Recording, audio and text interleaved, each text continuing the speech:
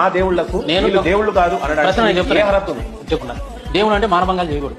దేవుడు అంటే ఆడవాళ్ళు స్నానం చేస్తుంటే వాళ్ళ బట్టలు ఎత్తుకుని పోయి చెట్టు మీద కూర్చొని మీరు నగ్నంగా వచ్చి నీ రెండు చేతులతో నాకు దండం పెడితే మీ బట్టలు ఇస్తానని చెప్పి అలాంటి క్యారెక్టర్ ఉండదు దేవుడికి.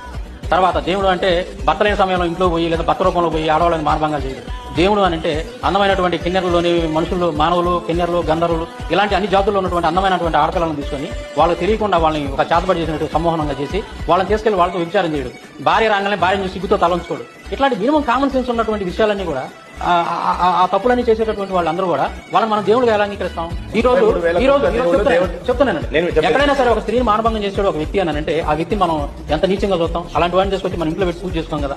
ఎవడైనా కానీ ఒక ఈ విధంగా ఘోరమైనటువంటి అక్రమాలు అన్యాయాలు చేసినటువంటి వాడిని మనం చీకొడతాం.